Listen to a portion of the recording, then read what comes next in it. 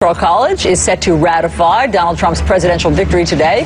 Electors gathering in all 50 state capitals and Washington, D.C. This vote is getting more attention than usual as Clinton supporters hold out hope for an unlikely twist. The real drama is coming from the widely varying responses to Russia's hacking to influence the election. Trump and his team largely dismissing the issue. But you now have senators on both sides of the aisle who are saying this is a very big deal, an existential threat to your security, and they want a broader investigation. Still 32 days until the inauguration. Let's begin this hour with CNN's Jessica Schneider. She's in Lansing, Michigan. That's where the state's electors, every state meets in its own state capital or state house for this. Michigan will be an important one to watch.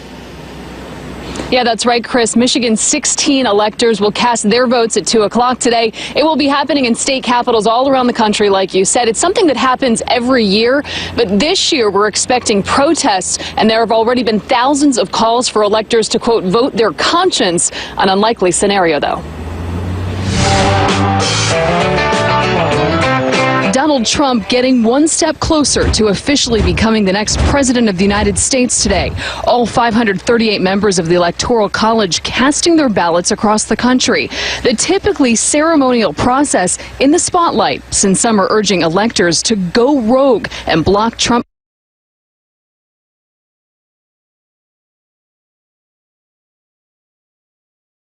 from the office. For that to happen, though, 37 Republican electors must switch their votes, a scenario seen as highly unlikely. The question is whether there are 37 Republican electors who think that either there are open questions or pull the brake. Some Republican electors say they've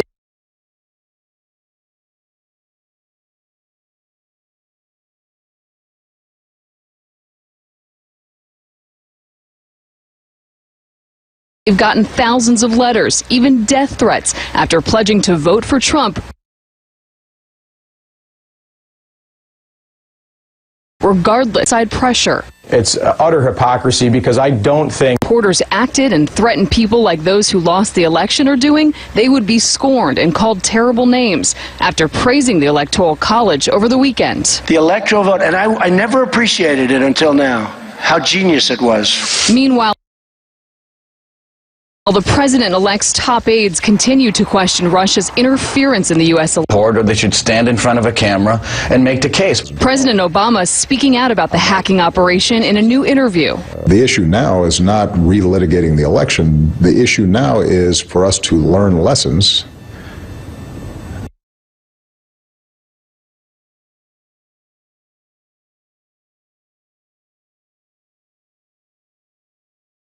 in every election cycle where you have substantial foreign influence in Russian interference in the election. This is serious business. If they're able to harm the electoral process, then they destroy democracy, which is based on free and fair elections.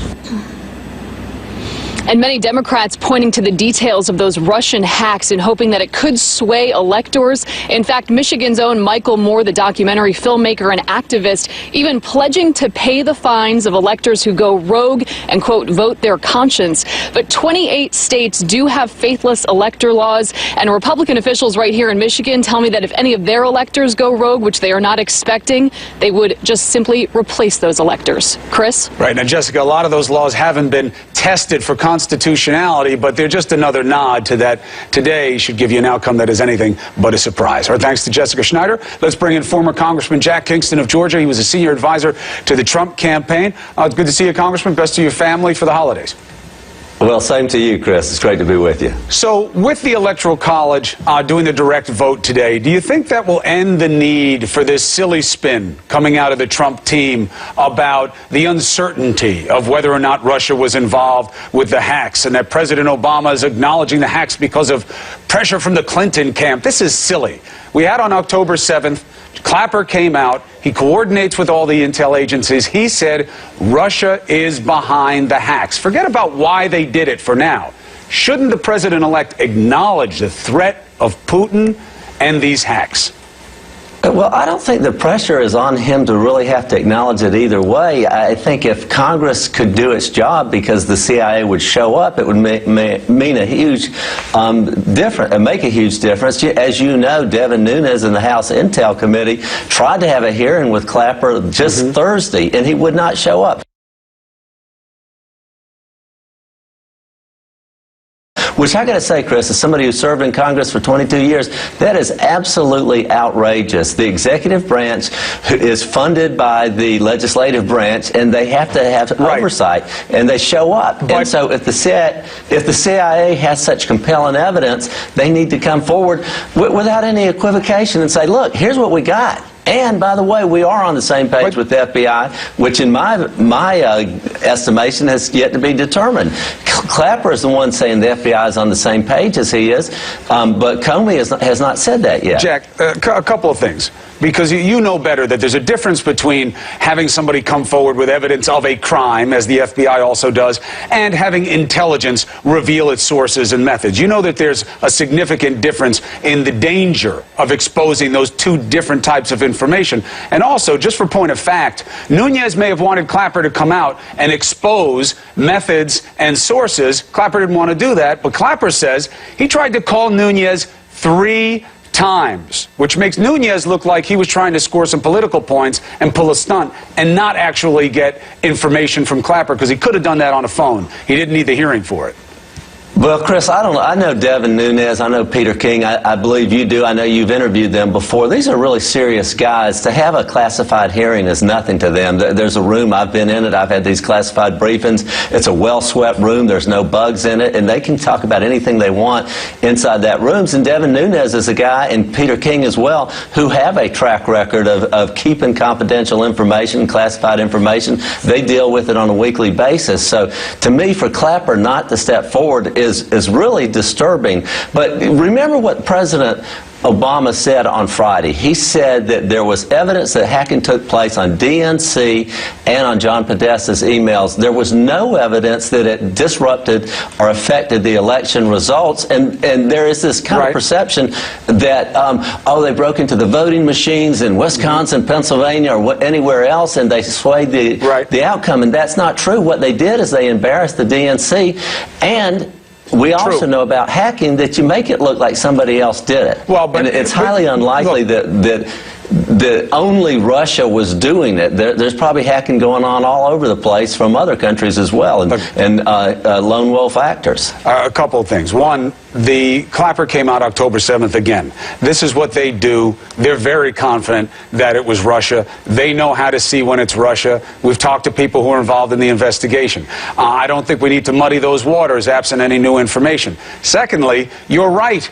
It wasn't about what they did to the election machines and the actual polling places, but part of the reason people think that goes back to the Trump campaign, because they were advancing theories about the concern of that and about Soros and his ownership of the machines. That was coming from Trump's team and the surrogates around him who were spreading that BS in the days leading up to the election. So they have to own that too. This is those chickens are coming home to roost.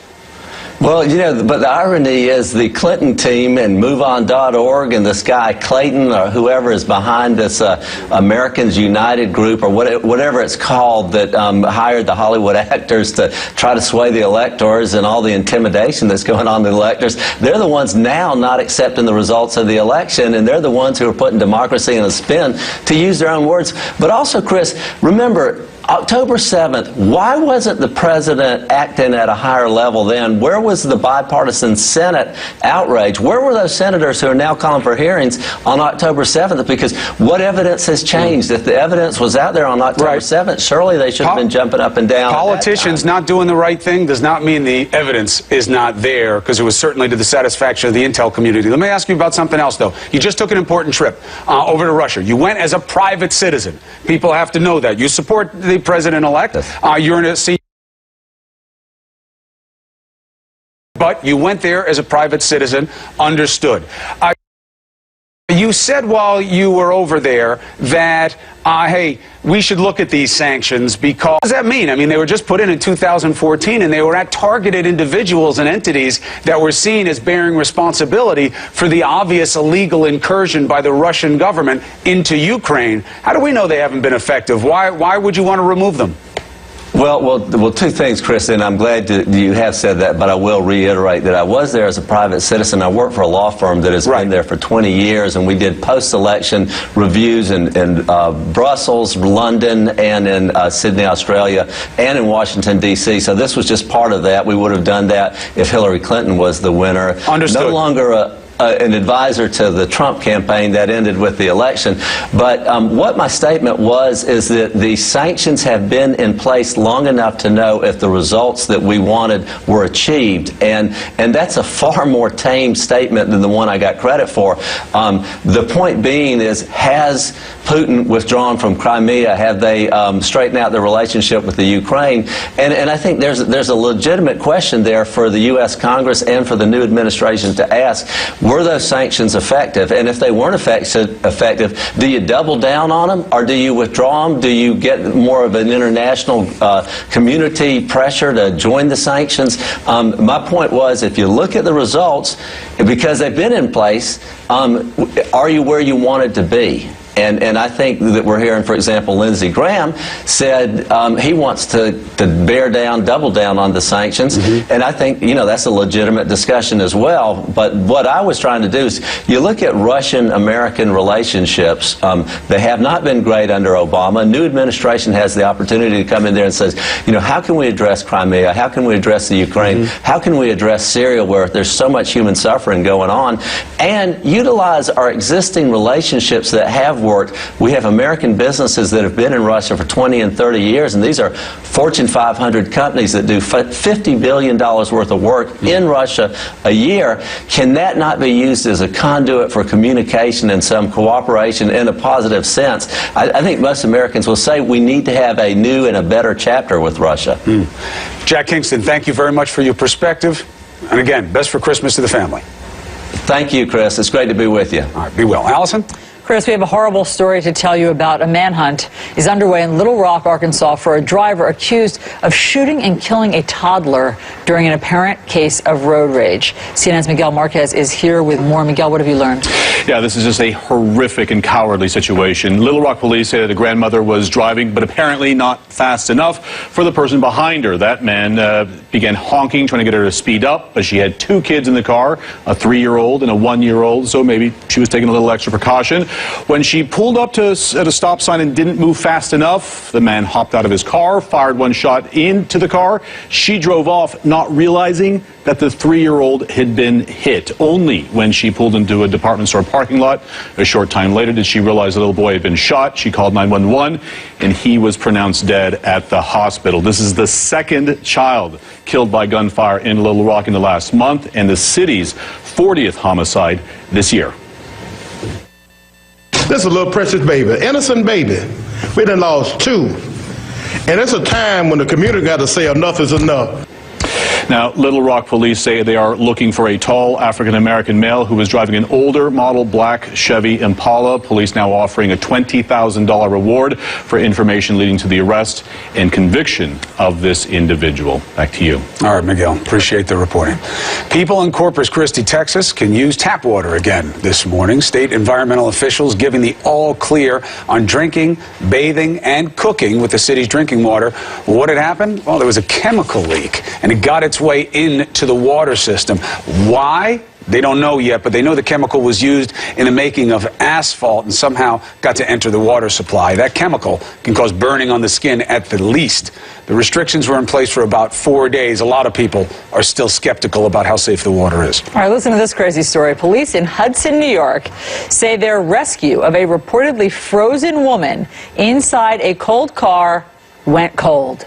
The officer smashed the vehicle's rear window when the mask-wearing woman did not answer them in 5-degree weather. Well, it turns out the woman was a life-size mannequin used for medical training, they say.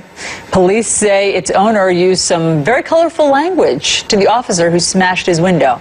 Okay, that looks like a real person. Wait, why was the mannequin in the car? Because it was going somewhere for medical training. The mannequin was? And yes, with the driver. Oh, so the mannequin was it was in the passenger seat. Yes. That's a key fact, by the way. I think it's obvious right there. I couldn't tell what seat it was in. So the